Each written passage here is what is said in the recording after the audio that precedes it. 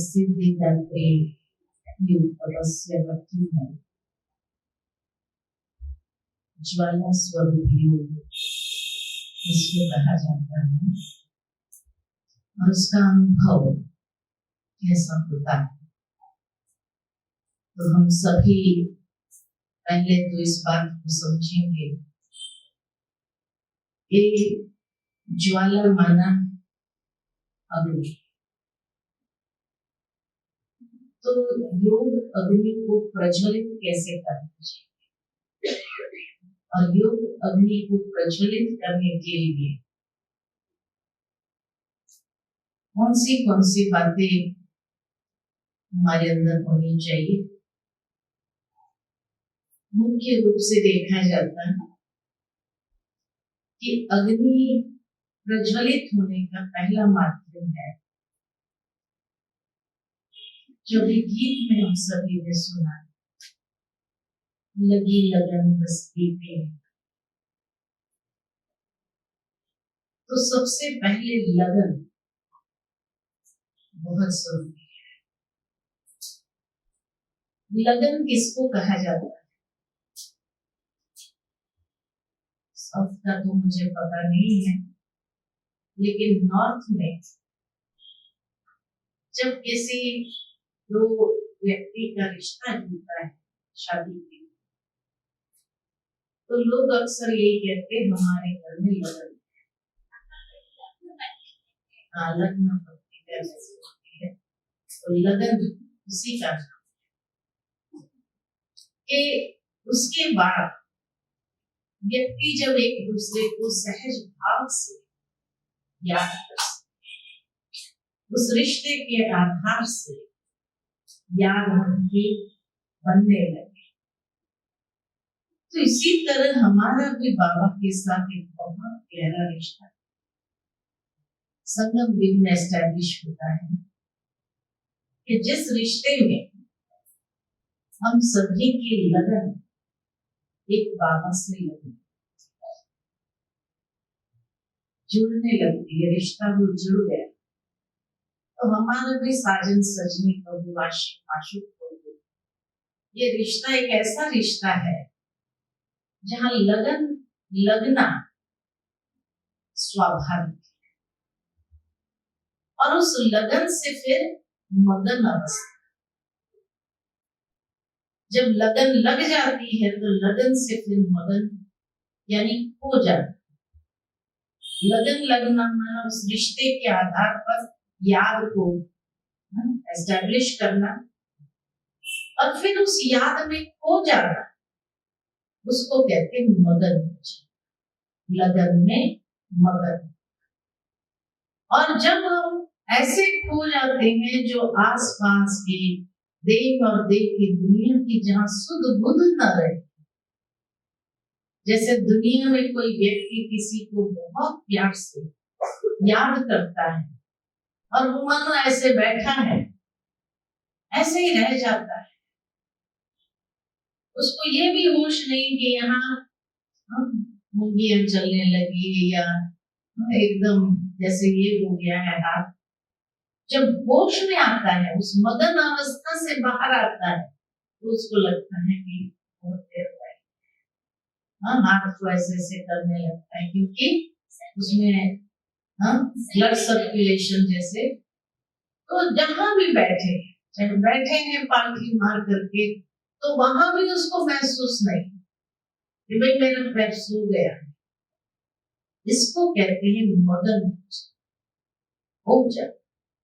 ये उस समय न देह की सुध रहती है, न देह की दुनिया के आसपास की सुध। कोई पास में से निकल जाए और उनको पूछा जाए यहाँ से कोई गया, भाई आंखें खुली थी, यहीं बैठे थे, इतना बड़ा व्यक्ति चला गया, आपने देखा ही नहीं, तो क्या कहेंगे, भाई हम खो गए थे कहीं और, है ना। तो उसको कहते हैं मगन अवस्था, जहां देह और देह की दुनिया के आसपास की कोई सुध बुध न रहे। तो बाबा भी यही चाहते हैं कि हमारे बाबा के साथ की जो प्रीत हमारे बाबा के साथ की जो याद हो वो ऐसी याद हो जिस याद में हम खो जाए और देह सहित देह की सारी दुनिया को जैसे भूले हुए उसकी सुध समाप्त। जब ऐसी मगन अवस्था होती है तब अगन क्रिएट, तो लगन, मगन और अगन, तब अग्नि प्रज्वलित होती है। जिस अग्नि के प्रज्वलित होते हमारे जो पुराने संस्कार है वो परिवर्तन होना शुरू होते हैं, हमारे जो विकर्म है वो दग्ध होना शुरू होते, क्योंकि उसमें बस मैं और मेरा बाबा दूसरा वो निरंकारी स्टेज की जो याद होती है, परमधाम की स्थिति की जो याद होती है, भले कुछ क्षणों की हो, लेकिन उस क्षणों में भी जैसे बहुत जन्म के अग्नि के द्वारा संस्कार परिवर्तन विकर्म विनाश पदक होना ये महसूस करना, जैसे एकदम हल्के होते लाइट, जिसको बाबा कहते हैं बीज स्वरूप अवस्था। और ऐसी बीज स्वरूप अवस्था जो बस एकदम शुद्धिकरण है, क्योंकि भट्ठी माना ही क्या, रूप रंग परिवर्तन। भट्ठी में कोई भी चीज डालो तो परिवर्तन स्वाभाविक है, तो इसी तरह हमारे स्वरूप का भी ये परिवर्तन स्वाभाविक महसूस, तो उसको कहा जाता है लगन, मगन और अगन। तो तभी क्रिया स्टेप बाय स्टेप ही क्रिया। दूसरा अग्नि किसमें होती है, तो जैसे हमेशा हम एग्जीबिशन में लोगों को बताते हैं कि योग माना वो कॉन्वेक्स लेंस, जिसमें से अगर सूर्य की किरण पास हो तो नीचे रखा कागज चलने लगा। ठीक इसी तरह हमारा बाबा के साथ का योग ऐसा है जिसमें एकदम फोकस हो जाए, जहां और कुछ दिखाई ना पड़े, जैसे महाभारत के अंदर दिखाते हैं कि जब द्रोणाचार्य पांडव कौरवों को धनुर्विद्या सिखाते थे, वे चिड़िया रखी थी झाड़ पर और हर एक से पूछते थे कि क्या दिखाई देता है। कहीं आते थे बादल भी दिखाई देते, पेड़ भी दिखाई देते, डाली भी दिखाई देती है, पत्ते भी दिखाई देते हैं, चिड़िया भी दिखाई देती है।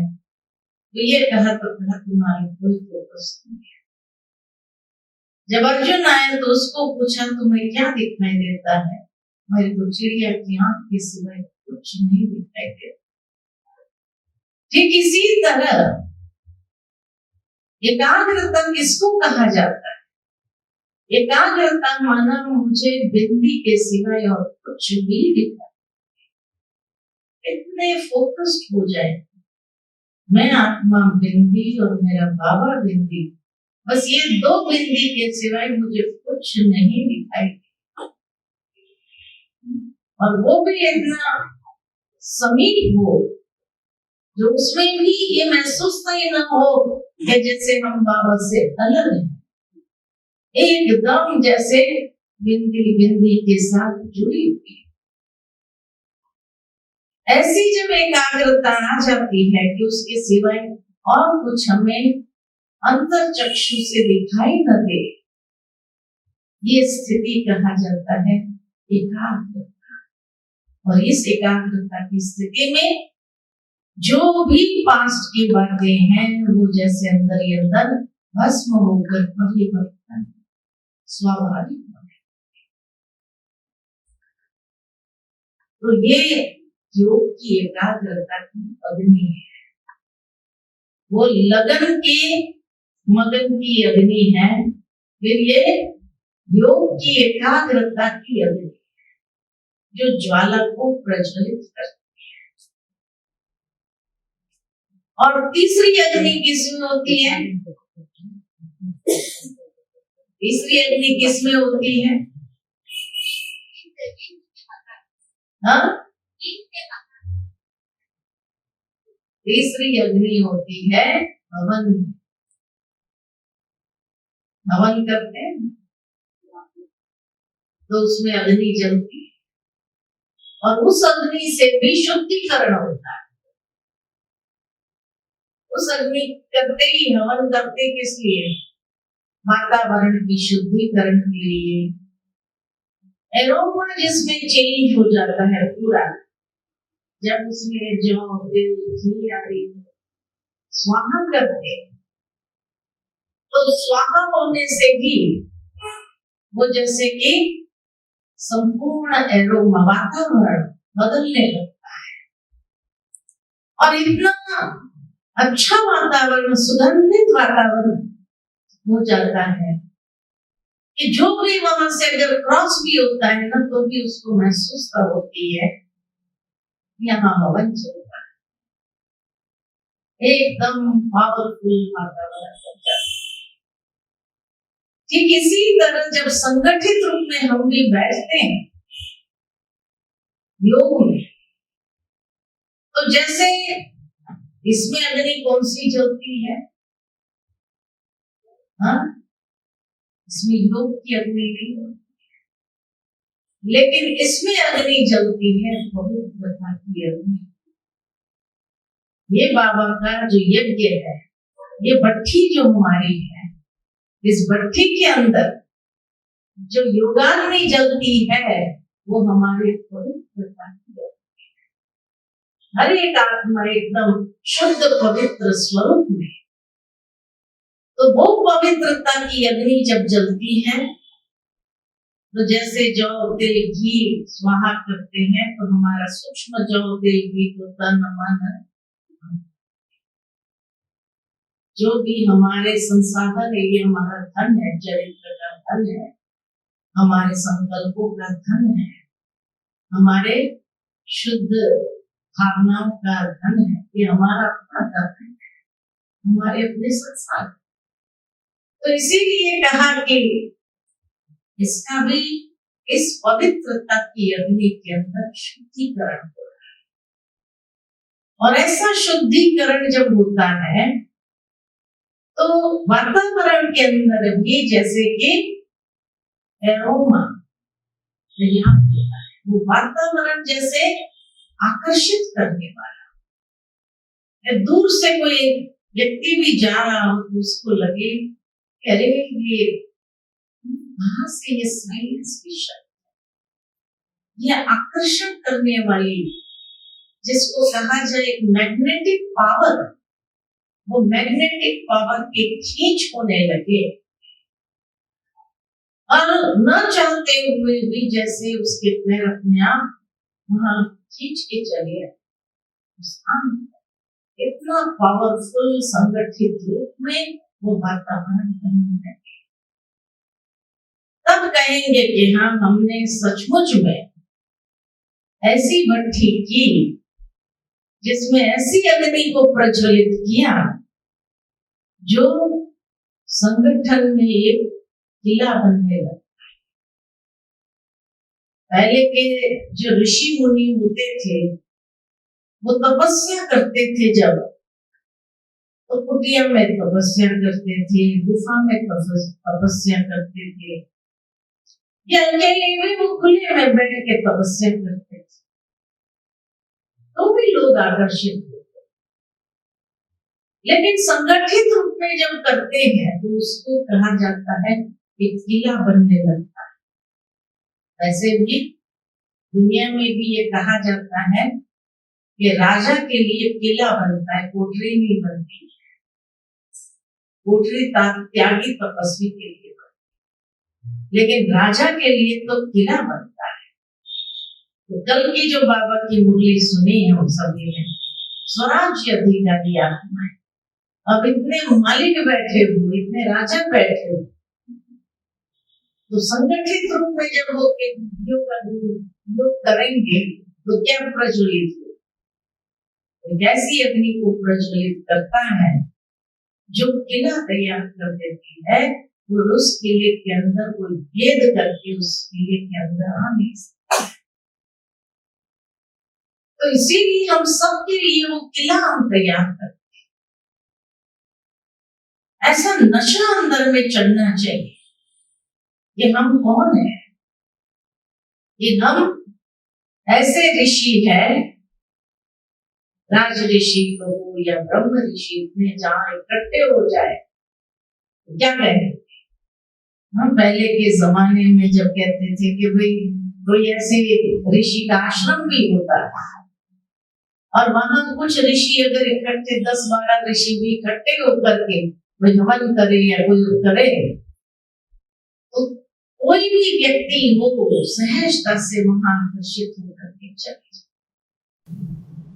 तो इसी तरह यहाँ तो इतने राज ऋषि, इतने ब्रह्म ऋषि अगर इकट्ठे हो गए हो तो हमारा ही तो वो यादगार गायन है शास्त्रों के अंदर कि ऐसे आश्रमों में ये ऋषि रहते थे कि जिस ऋषि के द्वारा जब हवन किया जाता था तो उससे वातावरण का शुद्धिकरण, उसमें कितना पावर हो सकता है इसका अंदाजा हमें नहीं, क्योंकि एक एक पवित्र आत्मा कितनी पावर रखता है। पता है कितनी पावर होती है एक एक व्यक्ति की पवित्रता। ये जैन मुनि लोग होते हैं ना, वो चलते रहते।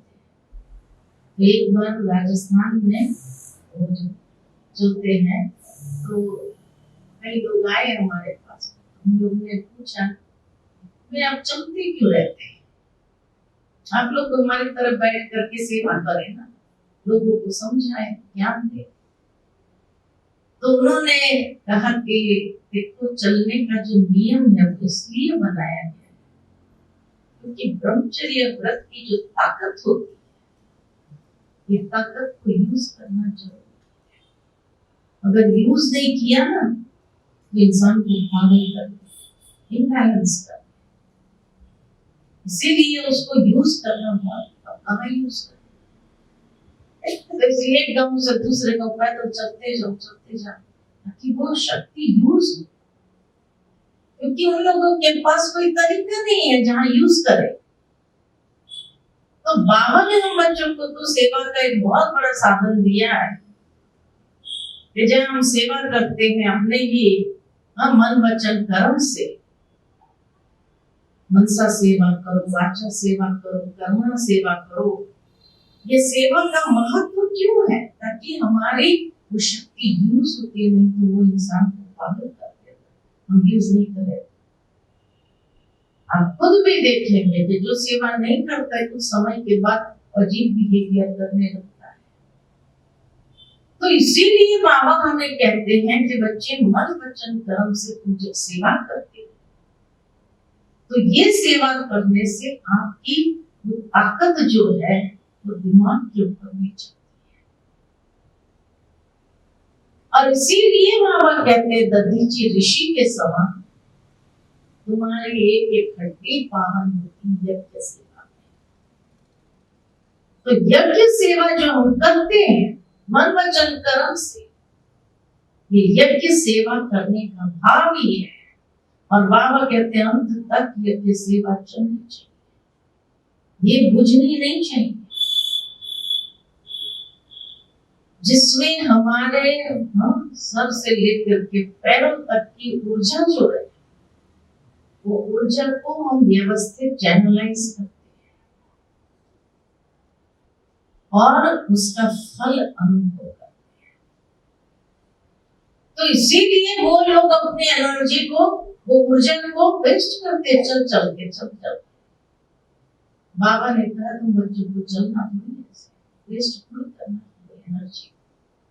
तो ब्रह्मचर्य व्रत की जो ऊर्जा है, संगठित रूप में अगर इतनी ऊर्जा हो तो वो असंभव को संभव करने की ताकत रखती है। इतनी शक्तिशाली हो जाती। तो इसीलिए उसको जब हम योग के अंदर चैनलाइज करते हैं तो मनसा सेवा के माध्यम से दूर दूर तक कोई भी, अगर किसी को हीलिंग की आवश्यकता है तो उसको हीलिंग भी दे सकते हैं। अगर उस ऊर्जा से कोई शुभ कार्य जो नहीं हो रहा है, एक साथ योग करने से वह संभव भी संभव हो जाता है। बड़ी दादी जी गुरजात दादी जी जब हमको सुनाते थे कि कई ऐसे प्रोग्राम आप आए थे, यज्ञ के अंदर हुए, चाहे दिल्ली में हो कहीं पर भी, लेकिन लास्ट मोमेंट जो है वहां से नोटिस आ जाती थी, आप लोग यहाँ ये प्रोग्राम नहीं कर सकते। दादी कहती थी सब बैठ जाओ, योग में बैठो। अब इसका सोल्यूशन एक योग के पास है। और जब सब संगठित होकर के अमृत वेला बैठ जाते थे या नम शाम के समय बैठ जाते थे, उसके बाद थोड़ी देर के बाद आकर के वो कहने लगते थे ठीक है भले, है ना, ठीक है भले।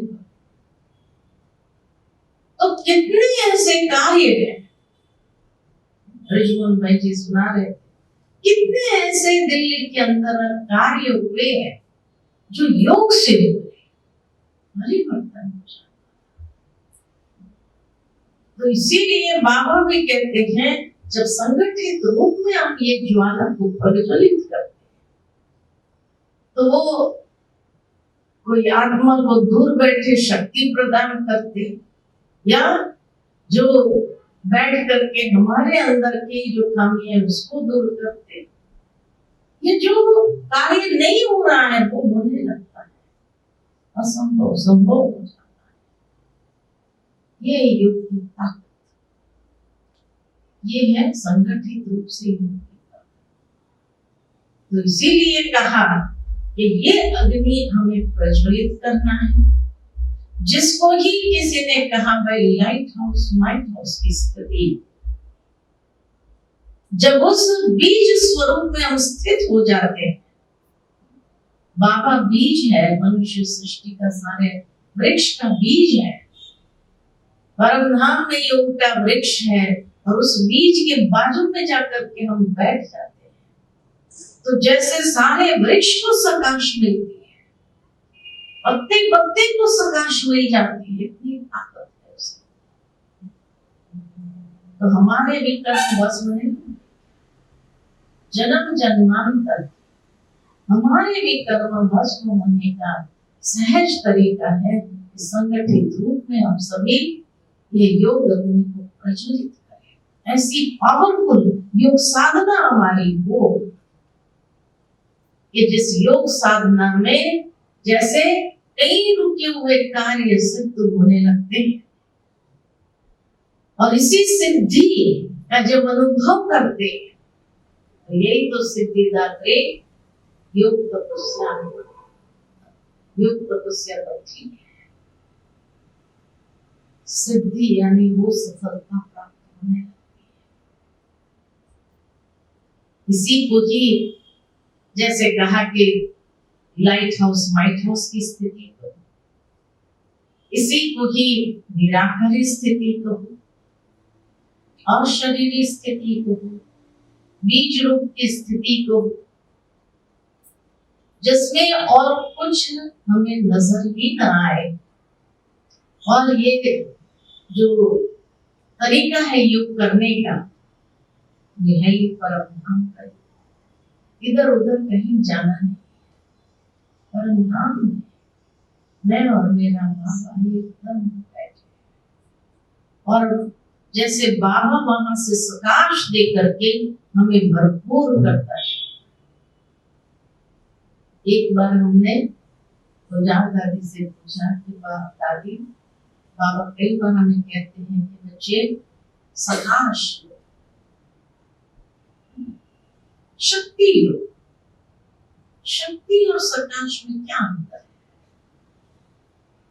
दादी ने बहुत सुंदर जवाब दिया और कहा प्रकाश उसको कहा जाता है, हम बहुत पावरफुल चीज, पहले बाबा के कंपैरिजन करते थे योग को, या परमधाम में जब बैठ के हम योग करते हैं तो जैसे रेडिएशन रेडिएशन नहीं होती, जैसे कैंसर में किसी को रेडिएशन, उस जहां का कैंसर हो तो वहां का रेडिएशन देते थे, एक ही जगह पर लेने जैसे लाइट का फोकस होता था और वहां के सारे कीटाणु जलने लगते थे। इसलिए पहले के समय में कैंसर पेशेंट को रेडिएशन देते थे। लेकिन अब रेडिएशन वाला जमाना गया, तो इसी तरह जो शक्ति का स्वरूप है योग, वो रेडिएशन दे रहा है उस स्थान को या उस व्यक्ति को, उस जगह को, जैसे हम फुल लाइट और माइट दे रहे हैं। लेकिन सकाश के अंदर 7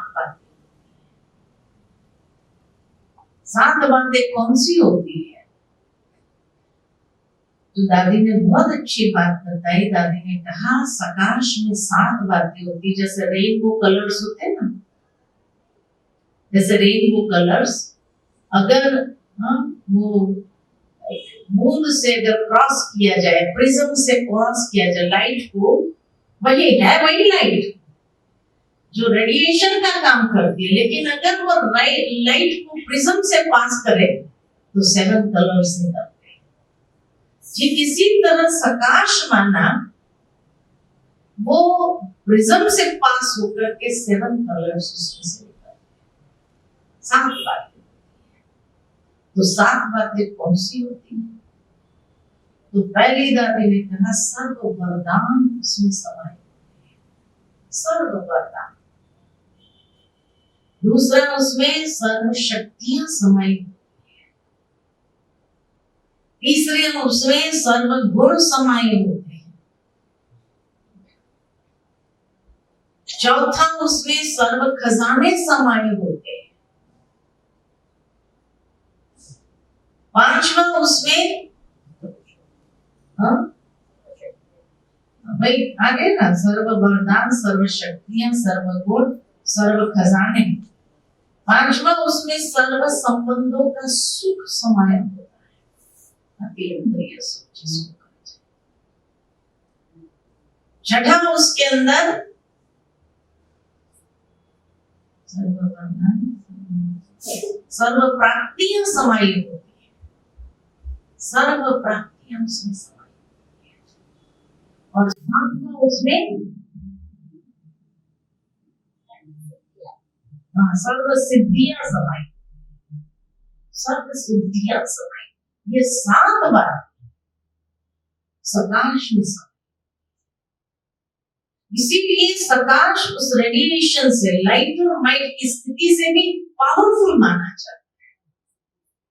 तो जब हम बाबा से परम धाम में जाकर के सकाश लेते और हमारे द्वारा वो सकाश जैसे सारे वृक्ष के कोने कोने तक पहुंचते, तो ये 7 बातें हम पास करते हैं।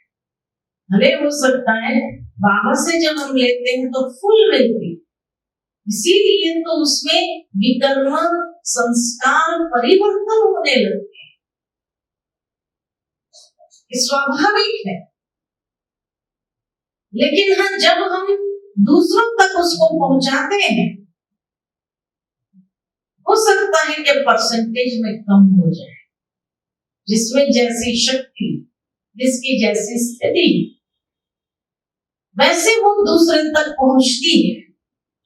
किसी की 5% पहुंचती होगी, 10% पहुंचती होगी, 50% पहुंचती होगी, 75% पहुंचती होगी, ऐसी जिसकी पात्रता हो, ऐसे वो पहुंचाते। तो इसीलिए ये सकाश बहुत पावरफुल चीज है, क्योंकि उसमें एक बात नहीं, ये 7 कलर्स जो है, ये 7 कलर्स रेनबो के जैसे हम सब उसको एब्सॉर्ब कर लेते हैं। ये सकाश। आप लोग ने कई बार मधुबन में जब आए घूमठी आदि के लिए, जब दादियां थी तब जब भट्टी करते थे, तो एक दिन ऐसा होता था कि जिस भट्टी में बड़ी दादी जी गुलजार दादी को कहती थी कि संदेश लेकर आओगी बहनों के लिए। तो उस समय जब दादी का संदेश होता था ना, तो कई बार आपने उस संदेश की ये बात सुनी होगी कि जब वतन में बाबा के पास गए तो बाबा ने दिखाया कि जैसे एक आसन पर, कमल आसन पर कभी दिखाते हैं, कभी कहाँ हम कोई ना कोई आसन पर दिखाते थे, और उस आसन से 7 कलर जैसे निकलते थे जो ऑरा क्रिएट। तो दादी जैसे कभी कई बार मैंने तो ये दादी के मुख से संदेश सुना है कि ये सकाश जो बाबा देता था इन बहनों को, इन बच्चियों को, तो जैसे उनके अंदर से वो रेडिएट होने लगती, बाबा की सकाश मिलती है और फिर वो 7 कलर्स हर एक की अपनी कैपेसिटी के अनुसार रेडिएट होते हैं। क्योंकि क्या होता है, कोई चीज हमने सहजता से प्राप्त, जैसे सर्व शक्तियों की छत्र छाया में तो हम बैठ गए, लेकिन सर्व सिद्धियां हमें नहीं, तो वो कलर नहीं। विजुअलाइज करें आप कि आप भी यहाँ नहीं, लेकिन परमधाम में उस बाबा के साथ में बैठे हैं। चाहे कई बार दादी कहती थी हम अर्ध चंद्रमा के आकार में देखते, कभी पूर्ण चंद्रमा के आकार में देखते, और जैसे एक चंद्रमा के समान जैसे उनका चारों ओर जो ऑरा होता था, वो रंग बिरंगी लाइट्स के कलर वाला ऑरा होता है। सुना है आपने ऐसे मैसेजेस? ये नहीं सुना है ना? तो ये है सकाश। कि जब बाबा की सकाश हम अपने अंदर समाते हैं, तो उस सकाश से जो ऑरा बनता है हमारा, वो ऑरा जिसमें हम अपने आप को सुरक्षित पाते हैं, और ऐसा महसूस होता है कि एकदम हल्के होते हैं, जैसे लाइटनेस का अनुभव। सकाश से अपने अंदर जैसे वो विकर्म जिस तरह से दग्ध होने लगते, जो संस्कार हमारे परिवर्तन होने चाहिए वो परिवर्तन होने लगते, तो कितनी लाइटनेस की फीलिंग है, कितना हल्कापन। बहुत समय का एक बोझ वाला संस्कार है जो परिवर्तन नहीं हो रहा था, लेकिन ऐसे बाबा की सकाश में ऐसे अगर परिवर्तन हो जाए तो जैसे सारा वो जिद्दी का बोझ जो है ना वही हल्का हो, और स्थिति ऐसी लाइट और प्रसन्नता मुहूर्त वाली होती, तो उसको कहा सकाश। कभी कभी दादी कहती थी कि ये सकाश में जो कहते हैं 7 रंग, तो उसमें जैसे ये 7 रंग दिखाई देते थे, पवित्रता की शक्ति, फिर साइलेंस की शक्ति, फिर ज्ञान की शक्ति, आनंद की शक्ति, एक एक गुण जो आत्मा के, वो 7 गुण जैसे कि वो रेडिएट होने लगते थे 7 कलर्स। वो तो सहज है, 7 रंग जो है वो 7 कलर्स जो है वो 7 गुण जो है उसको इमर्ज करना तो आसान हो जाता, लेकिन वो तब होती थी जब हम सभी आत्माभिमानी स्थिति पे बैठकर शरीर तब उसका अनुभव, तब वो आत्मा के 7 गुणों की लाइट हो, वो सदा शलभ है। लेकिन ये सकाश जो है जो सब कुछ प्राप्त करा देती है, वो सकाश अलग चीज है जिसमें भरपूरता आती है। एक तो हल्कापन भी होता है, लेकिन साथ में जैसे भरपूरता की स्थिति होती है, उसको कहा जाता है सकाश। उस योग के बाद आपको फील होगा जिसे भरपूर, कुछ भी खाली नहीं। ये फील करने वाली चीज, तब कहेंगे कि हाँ ज्वाला स्वरूप योग हमें जिसमें ऐसी भरपूरता है, ऐसा हल्कापन कि जैसे कई बार ऐसी स्थिति होती है कि उसके बाद चलते हैं ना तो भी लगता है जैसे हल्के चल रहे नहीं चल, शरीर का भी वजन महसूस नहीं होता है, बुद्धि पर भी कोई बोझ नहीं है। तो ये बहुत पावरफुल स्थिति जिसको कहा ज्वाला स्वरूप स्थिति, साधारण स्थिति, कुछ क्षण के लिए भी अगर ये महसूस हो जाए तो जन्म जन्मांतर के पाप कर्म कर सकते। इसलिए बाबा कई बार कहते हैं ये होती है कुछ क्षणों के लिए, कुछ मिनटों के लिए, घंटों के लिए नहीं होती, मिनटों के लिए होती है, लेकिन उसमें भरपूर काम और एकदम हल्कापन काम,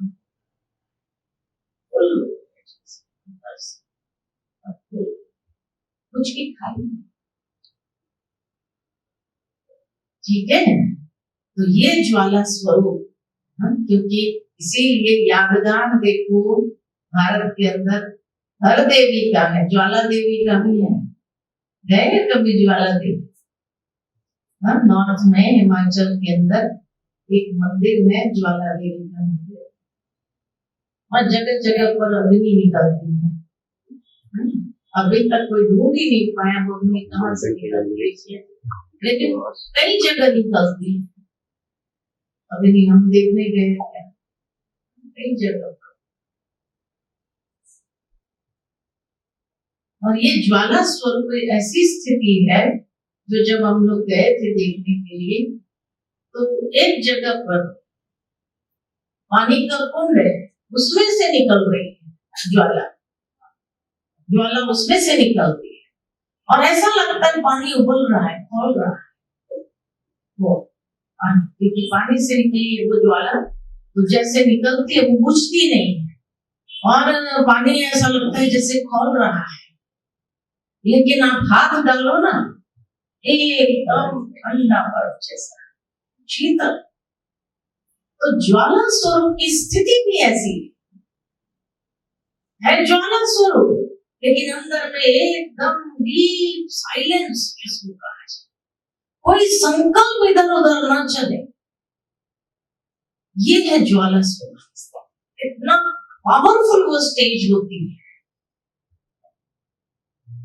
तो ये वंडर लगा कि पानी में अग्नि निकल रही है, पानी खोल रहा है, ऐसा उबल रहा हो ऐसा लगता है, लेकिन हाथ डाल शीतल। तो ये ज्वाला स्वरूप भी दूसरी ओर एकदम शीतलता, शांति का। ठीक है, तो करें ऐसा आज संगठित रूप से, है ना? तो सिद्धिदात्री हम सभी हैं और सिद्धि जरूर उसमें प्राप्त होता है। विशेष आप सभी को हो सकता है समाचार को मिला होगा, हमारे ज्ञान स्वरूप निर्मला दीदी जी और गीता दीदी जी, दोनों की तबीयत खराब होने के कारण दोनों अभी अहमदाबाद में हॉस्पिटल में है। गीता दीदी कोमा की स्टेज में है, अनकॉन्शियस है, क्योंकि अचानक उनका जो है बीपी एकदम लो हो गया, पहले तो 30-40 हो गया, फिर एकदम जब अनकॉन्शियस हो गई एकदम, तो उसको दवाइयां भी दिया होगा बीपी को शूट करने के लिए, तो अचानक इतना शूट हो गया जो बहुत हाई बीपी, और इतना हाई बीपी हो गया अनकॉन्शियस तो हो ही गई, कोमा में चली गई, लेकिन जो कहा जाता है कि उसको फिक्स